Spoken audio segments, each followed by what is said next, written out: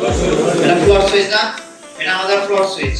আর এটা আমাদের কি আরেকটা আছে যেটা রিলে, এটা আমাদের কি ফ্লোটলেস রিলে, ঠিক আছে। তো এইখানে আমাদের পানিটা প্রবেশ করবে, এই দিক দিয়ে আমাদের বের হবে। আর অতিরিক্ত পানি যদি কখনো হয় এই দিক দিয়ে বের হয়। একটা ট্যাঙ্কে এরকমই আমাদের কি হয় কানেকশন হয়ে থাকে না। আমাদের এটা কনফিডেন্স হয় পাওয়া যাবে না, এবারে পাওয়া যাবে। এটা বাসাবাড়ির ক্ষেত্রেও করতে পারবে, এরকম কনফিডেন্স আছে কি মেয়েদের মাথায়? মোটামুটি সবাই তো বোঝা গেছে, পারা তো যাবে নাকি? আচ্ছা হাত নাও। এটা ফ্লোট সুইচ না, এটা আমাদের ফ্লোট সুইচ। আর এটা আমাদের কি আরেকটা আছে যেটা রিলে, এটা আমাদের কি ফ্লোটলেস রিলে, ঠিক আছে।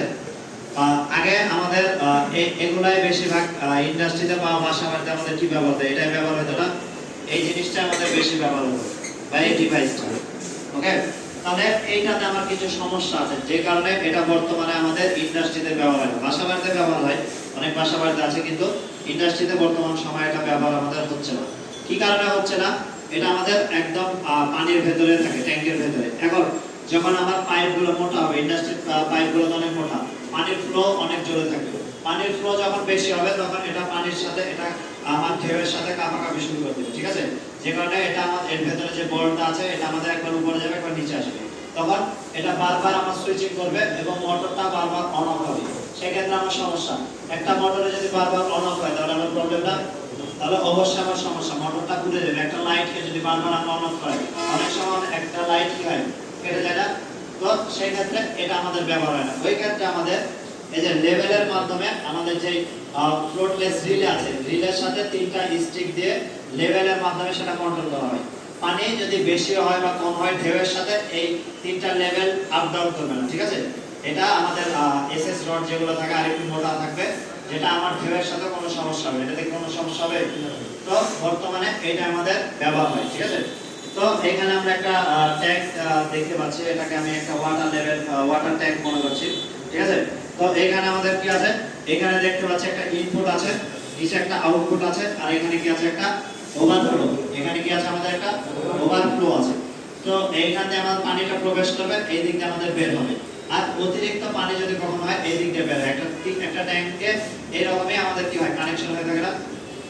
এখন দেখো বাসা বাড়িতে আমাদের সমস্যা কি হয় যে একে তো পানি একদম যখন লো লেভেলে চলে যায়, মানে আমরা ওয়াশরুমে গেছি, ট্যাপ কল ছাড়ার পর দেখছি আমার পানি নাই, যে পানি পাচ্ছি না, মানে আমাদের একদম পানি শেষ হয়ে গেছে, তারপর আমরা বুঝতে পারি। আবার কেউ যদি আমাদের ট্যাঙ্কটা অন করে বা মোটর ট্যাঙ্কটা অন করে না, মোটরটাকে যদি অন করে মোটরটা অফ করতে ভুলে যায়, ঠিক আছে, আমার বিদ্যুৎও ওয়েস্ট হয় প্লাস পানিও ওয়েস্ট হয়। দেখা যাচ্ছে ট্যাঙ্কি থেকে পানি পড়তে আছে, এখন কেউ দেখলে তখন বলে যে ট্যাঙ্কটা মানে আমাদের মোটরটা অন আছে, অফ করা হয়নি, ঠিক আছে। তো সেই ক্ষেত্রে আমার দুই দিক দিয়ে বিদ্যুৎ অপচয় হয়, পানিটা অপচয় হয়। একে তো আমাদের অপচয় রোধটা যেন হয়, এবং দ্বিতীয় বিষয় কি আমাদের যেন একটা নির্দিষ্ট লেভেলে, মানে আমার ব্যাকআপ ট্যাঙ্কে পানি থাকতে থাকতে যেন আবার চালু হয়ে যায়। তো এই তিনটা লেভেলের কাজ কি, একটা আমার কমন লেভেল, একটা লো লেভেল, একটা হাই লেভেল, ঠিক আছে। তো এখানে আমাদের E3 যেটা, এটা আমাদের কমন লেভেল, এটা আমাদের লো লেভেল, এটা হাই লেভেল। তাহলে আমরা ফ্লোটলেস রিলের মাধ্যমে যদি এটা কন্ট্রোল করি, তাহলে এই লেভেলের নিচে যখন আমার এই লেভেলের নিচে মানে একটু নিচে চলে আসলে অটোমেটিক মোটরটা কি হয়ে যাবে, অন হয়ে যাবে, পানি ওয়াটার সাপ্লাই দিতে থাকবে, ওকে। আবার যখন আমাদের এই হাই লেভেল বরাবর পৌঁছে যাবে, মানে এই হাই লেভেলে যদি সেন্স পায়, তখন এই মোটরটা কি অটোমেটিক অফ। আবার হাই লেভেলের নিচে আসার সাথে সাথে কি মোটরটা চালু হবে? অবশ্যই না।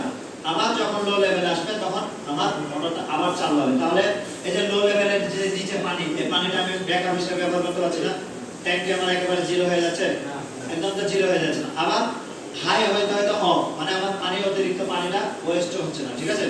তো এগুলো আমরা বাসা বাড়ির ক্ষেত্রে বলি, ইন্ডাস্ট্রির ক্ষেত্রে বলি, যে কোনো ওয়াটার ট্যাঙ্কে এগুলো আমরা ব্যবহার করতে পারি, ওকে। তো এখানে আমাদের যেটা আমাদের ফ্লোটলেস রিলে আছে, এখানে পিন ডায়াগ্রাম আছে, পিন ডায়াগ্রাম দেখতে পাচ্ছ। তো টাইমারে যেটা আমাদের বেস, এই ফ্লোটলেস রিলের বেস হচ্ছে ওই বেজেই বসবে। তো এখানে পাওয়ার বলতে 2 বা 7 যে কোনো এক জায়গাতে লাইন বা একটা নিউট্রাল আমরা দিব, 2 7 মিলে আমাদের পাওয়ার। এখানে লাইন দিলে এখানে নিউট্রাল, এখানে 8 নাম্বার পিন হলো আমাদের কি কমন। তাহলে সাথে যত লাইন আছে 7 থেকে 8 এ পাওয়ার দেওয়া হবে। যখন আমাদের লো লেভেলের নিচে পানি চলে আসবে তখন সে পাওয়ারটা বের হবে 6 দিয়ে। তাহলে লো লেভেলের নিচে আসলে তো মোটর অন করা দরকার, তাহলে 6 থেকে আমি একটা মোটরও চালু করতে পারবো, মানে একটা ম্যাগনেটিক কন্ডাক্টরের মাধ্যমে একটা মোটরও চালু করতে পারবো, প্লাস একটা ইন্ডিকেটর চালু করতে হবে, যেটা আমাদের সবুজ লাইট জ্বলে বোঝা যাবে যে পানিটা ফিল আপ হচ্ছে। ওকে, তাহলে যখনই আমাদের হাই লেভেল E1 এ পানিটা পৌঁছে যাবে, তখন কি আর 8 6 এর সাথে ক্লোজ হয়ে থাকবে বা 6 এর সাথে যুক্ত থাকবে? তখন 8 কার সাথে যুক্ত হবে? 5 এর সাথে না। যখন হাই লেভেলে চলে যাবে, এখান থেকে আমরা আরেকটা লাইট চালু করতে পারবো, যেটা আমাদের রেড কালার, যেটা আমাদের ফুল সিগন্যাল দিবে যে মোটরটা ফুল হয়ে গেছে। ওকে, তাহলে এই কানেকশনটা তোমরা প্র্যাকটিক্যাল করবে। তাহলে এটা আর এটার মধ্যে পার্থক্য তো পারা যাবে নাকি? এই কানেকশন কে কে পারবে? হাত তুলো সবাই, যে নিজেদের ভিতর কনফিডেন্স আছে। আপনাদের ভিতর কনফিডেন্স নাই? পারা যাবে না? এবারে পারা যাবে? এটা বাসা বাড়ির ক্ষেত্রেও করতে পারবে, এরকম কনফিডেন্স আছে কি? মেয়েদের তোমার নাই? মোটামুটি সবাই তো বোঝা গেছে, পারা তো যাবে নাকি? আচ্ছা, হাত নাও।